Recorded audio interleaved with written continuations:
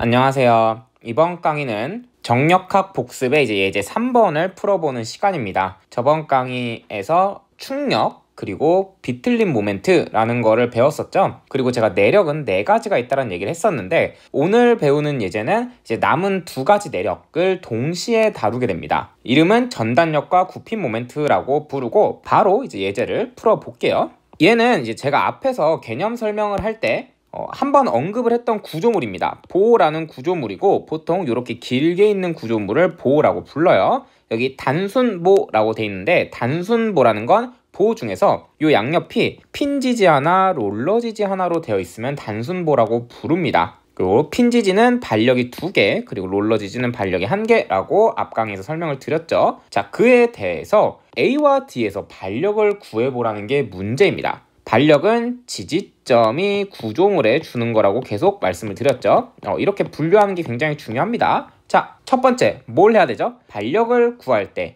혹은 내력을 구할 때 제일 처음 해야 되는 거는 자유물체도를 그리는 거고, 반력을 구할 때는 자유물체도 보통 전체 물체를 따오라고 제가 말씀을 드렸죠. 그래서 전체 물체인 요거를 따와서 이렇게 그리시면 됩니다. 물체를 따온 다음에 접촉된 힘을 제가 표시하라 그랬어요. 접촉된 힘은 일단 16kN이 있고요. 또 주의해야 될 거는 이 부분을 지금 잘라왔죠. A와 D점을 지금 딱 잘라왔으니까 이 부분에도 힘이 있었을 거다. 자, 근데 A점에 있는 건 핀 지지니까 핀 지지는 2개라 그랬죠. 2개면은 이런 식으로 AY 그 다음에 이렇게 AX가 있었을 겁니다. 이런 식으로 크기는 모르지만 일단 X축 방향 반력 하나, Y축 방향 반력 하나가 있어야 해. 그에 반해 D점은 어떻게 되죠? 한 개의 반력이기 때문에 이렇게 위로 dy 하나만 존재를 하게 됩니다. 이렇게 자유물체도 끝났어요. 전체 물체 떼우고 접촉된 힘까지 다 했습니다. 그 다음은요,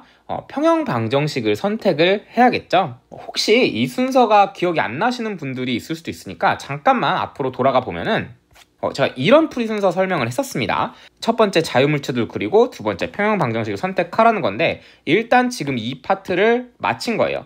정지에 있는 부분을 그려, 그게 전체 물체를 그린 거고, 물체 접촉된 힘을 표시해. 그래서 아까 반력과 16kN을 표시를 한 겁니다. 그 다음 두 번째, 평형 방정식을 뭘 쓸래? 라고 선택을 하는 겁니다. 그 선택의 가지수가 이 3가지 중 하나로 하면 된다고 했었죠. 다시 예제로 돌아가 보면은, 자, 어떤 평형 방정식을 쓸 거냐? 여기서부턴 머리를 한번 조금 굴려봅시다.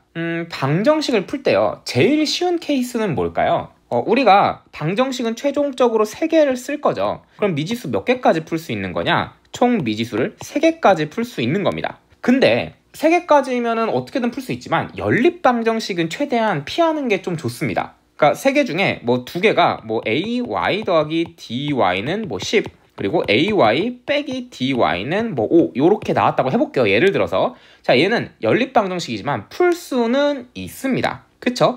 근데 이것보다 좀 더 쉬운 방법은 뭐냐면 아예 요렇게 떨어지는 거예요. 5AY 더하기 10은 20 이런 식으로 미지수가 하나만 포함되도록 하는 게 가장 좋은 방정식입니다. 이러면은 AY가 바로 나오잖아요. 아까 연립 방정식처럼 안 풀어도. 그래서 여러분이 방정식을 선택할 때 제일 중요한 건 뭐냐? 미지수 개수를 제일 적게 만들 수 있도록 선택을 하는 게 좋습니다. 좀 말이 어렵죠?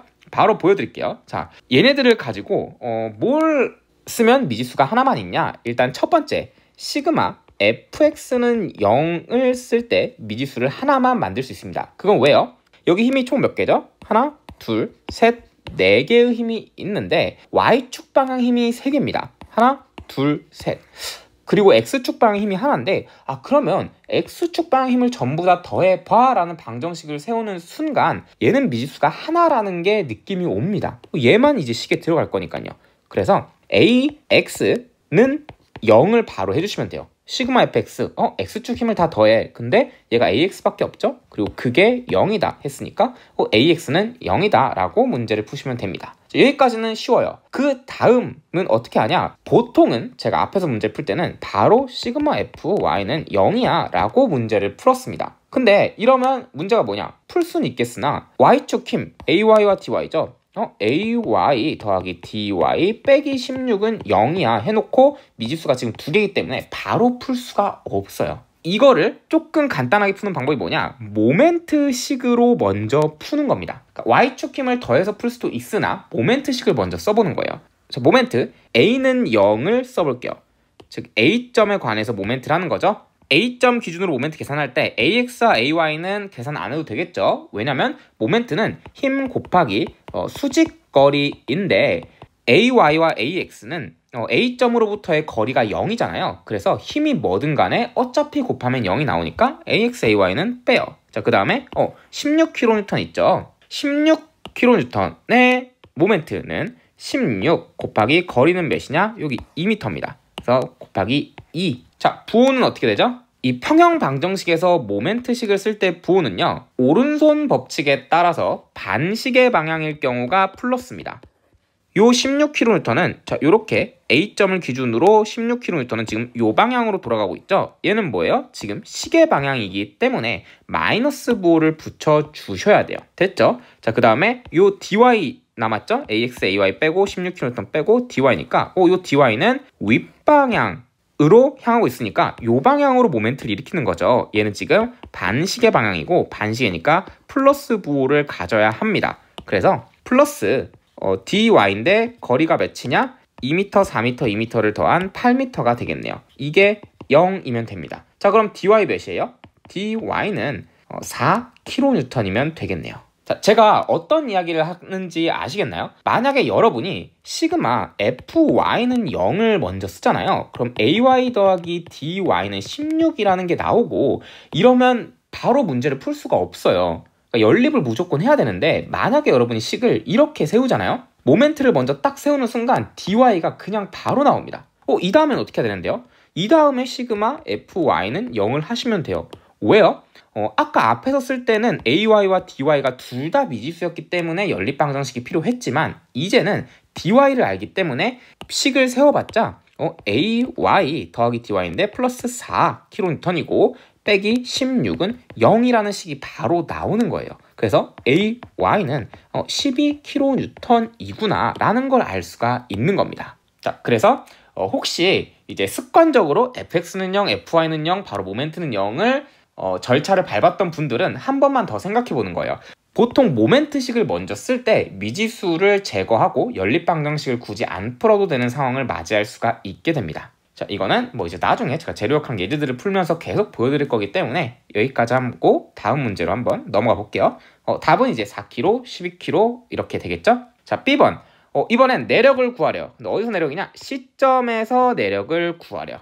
내력도 똑같죠? 제일 처음 해야 되는 건 자유물체도를 그리는 거예요. 자, 자유물체도 이렇게 탁 하고 잘라볼게요. C점에서 잘라가지고 왼쪽 거를 선택을 할 거냐? 오른쪽 거를 선택을 할 거냐? 이 둘 중에 고민을 해야 되는데 제가 어떻게 고민을 하라 그랬냐? 하중개수가 적은 거를 선택해 오는 게 맞다 그랬습니다. 그래야지 간단하게 떨어지니까요. 자, 하중개수 어디가 적죠? 여기 기준으로 왼쪽의 경우에는 아까 A점에서 반력이 2개였죠? AX, AY. 근데 AX는 0이었고 여기에 AY 반력 하나와 16kN 반력 총 2개가 있습니다. 왼쪽에는. 오른쪽은요? 오른쪽엔 이렇게 dy를 세웠던 그 반력 하나가 있어요. 그러면 오른쪽에 있는 요 자유물체도를 떼우는 게 맞습니다. 그래서 저 자유물체도를 떼어가지고 그려보면은 이렇게 CD를 떼왔죠? 그 다음 D점의 반력 몇이었죠? 여기 아까 앞에서 구한 거 보시면은 D점 반력이 4kN이었습니다. 그래서 이렇게 4kN이라는 반력이 있었을 거예요. 자, 그 다음 이게 접촉된 힘을 지금 표시한 겁니다. 잘라온 면, 이 C면에 대해서도 무언가 힘이 있었을 거라고 얘기를 했었죠. 근데 제가 평면 물체의 경우에 일단 자르잖아요. 자른 면에 대해서 무조건 반력은 3개 있다라고 생각을 하라 그랬습니다. 제가 이렇게 CY, 그 다음에 이렇게 CX, 그 다음에 뭐 이런 식으로 M, 뭐 C라고 할까요? 그냥 M이라고 할게요. 그냥 M. 자, 요렇게 3개가 일단 있다고 생각을 하라고 했습니다. 물체를 잘랐을 때. 여기서 이제 평형 방정식을 써볼게요. 이때도 뭐 미지수가 하나만 들어가면 좋겠죠? 보니까 X축 방향 힘이 하나네요. 그러면 이게 제일 쉽겠네요. 시그마 fx는 0. 그래서 cx는 0이라고 바로 나옵니다. 얘는 이제 뭐 고려할 필요가 없게 됐죠? 자, 그 다음은요. 시그마 fy는 0을 쓸 때 한번 고려해 볼게. y축 힘이 몇 개 있냐? 4kN, CY 두 개인데 미지수는 CY 지금 하나죠. 그러면 이때는 시그마 FY는 0을 써도 돼요. 그러면 CY 더하기 4는 0이니까 CY는 마이너스 4kN이 나오네요. 자, 이거 앞의 상황이랑 좀 잘 비교를 해 주셔야 됩니다. 지금은 FY는 0을 쓰려고 딱 봤더니 CY 미지수 하나기 때문에 바로 쓴 거고요.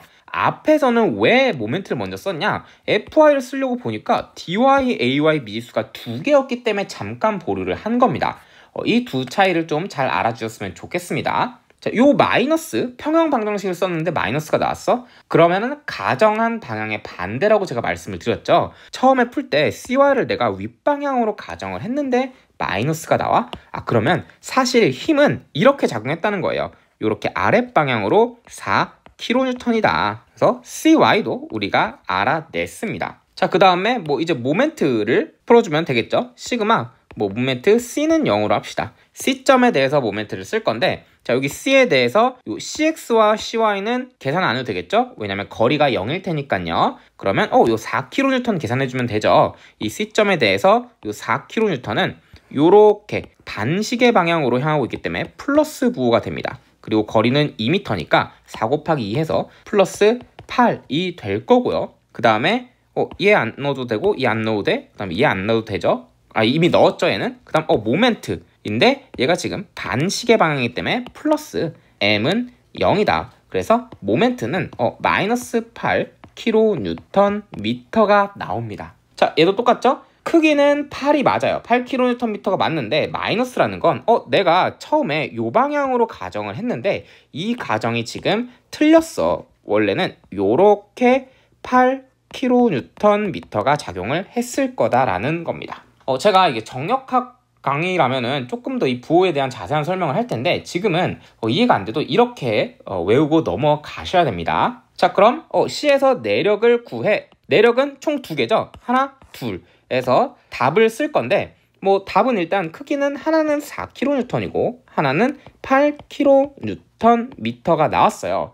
자, 제가 답을 쓸 때 부호를 좀 주의해줘야 한다 그랬죠. 충력은 뭐였죠? 충력에서 부호는 압축은 마이너스, 인장은 플러스였습니다. 비틀림 모멘트에서는 오른손 법칙으로 딱 감았을 때 엄지손가락이 바깥면을 향하면 플러스, 안쪽 면을 향하면 마이너스라고 말씀을 드렸어요. 이제는 어떻게 매기냐? 지금 이 보에서 얘 있죠? 요 4kN은요 전단력이라고 부르는 내력이고 보통 알파벳으로 V라고 부르게 됩니다. 그러니까 이 Y축 방향이죠. 이 방향이 Y축 방향으로 작용하는 내력을 전단력 V라고 부르고 얘는 부호를 어떻게 매기냐? 지금 요 4kN 있죠. 얘를 봤을 때 요 부재는 시계로 돌아가나요? 반시계로 돌아가나요? 말이 어렵죠? 요 4kN은요 지금 요 CD 부재를 이 방향으로 지금 돌릴 거예요. 그쵸? 그럼 요 방향으로 돌아간다면 이건 현재 반시계 방향입니다. 자, 반시계 방향일 때 전단력은 플러스 부호를 매겨주시면 됩니다. 죄송합니다. 마이너스 부호입니다. 반시계일 때 마이너스, 시계일 때 플러스 부호를 붙여주시면 돼요. 그리고 이 8kNm 있죠? 이 8kNm, 얘를 지칭하는 알파벳은 M이라고 보통 써요. 그냥 모멘트 기호 M이죠. 그리고 이름은 굽힘 모멘트, 밴딩 모멘트라고 부르게 됩니다. 굽힘 모멘트는 8kNm인데 부호가 뭐냐? 요 8kNm가 요 방향이죠. 자, 얘는 이 부재를 웃는 모양으로 만드냐 아니면 그 반대 방향으로 만드냐로 부호를 매깁니다. 지금 요 CD 부호가 있는데 이 CD를 요렇게 8kNm로 돌리고 있어요. 자, 그럼 얘는 이 모멘트를 받고 요런 모양이 될 거라는 게 예측이 되시나요? 이렇게 약간 스마일 표시, 웃는 입 모양일 때 얘를 플러스 부호로 가정을 하게 됩니다. 그래서 지금 얘는 플러스 8kNm라고 적어주시면 돼요. 그래서 C에서 내력이 뭐냐? 전단력 마이너스 4, 굽힘 모멘트 8이라고 적어주시면 됩니다. 여기까지가 두 번째 문제였고 제가 앞에서 충력이랑 비틀림 모멘트를 할 땐 뭐 했냐면 충력의 경우 AFD, Axial Force Diagram, 비틀림 모멘트의 경우에는 TMD, Torsional Moment Diagram이라는 그래프들을 그렸습니다. 그것처럼 얘도 전단력 그래프와 모멘트 그래프, SFD와 BMD라고 불러요. 걔네들을 그리는 게 있어요. 원래 그 그래프가 있습니다. 근데 지금 정력학 복습을 할 땐 다루지 않겠습니다. 왜냐면 그거는 아주 중요합니다. 그래서 그거는 재료역학 본격적인 내용에서 제가 파트를 따로 만들어서 강의를 할 거예요. 그래서 여러분은 이 정도만 하면 될 것 같아요. 보 문제가 주어지잖아요. 그럼 일단 반력을 구해요. 그 다음에 요 내력, 전단력과 굽힘 모멘트만 이제 그려주시면 될 것 같습니다. 이제 내력이 전부 나왔어요. 내력은 제가 총 4개라 그랬는데 충력, 비틀림 모멘트, 전단력, 굽힘 모멘트 이렇게 딱 4개인 겁니다. 그리고 그 예제를 한 번씩 풀어봤죠. 다음 강의에는 지금 배운 내력들을 조금 정리를 하는 시간을 가질 겁니다. 그래서 하중을 주면 반력을 구할 수 있고 내력을 구하는 그 패턴 있죠? 그거를 한번 딱 정리를 한 다음에 이제 다음 정력학 내용, 이제 Q와 I를 구하는 걸 어떻게 할지 그건 이제 아마 다다음 강의가 될 것 같아요. 이제 그 내용으로 좀 넘어가 보도록 하겠습니다. 여기까지 예제 3문제 한번 다시 복습을 잘 해주시고 좀 다음 강의에서 찾아뵙도록 하겠습니다. 감사합니다.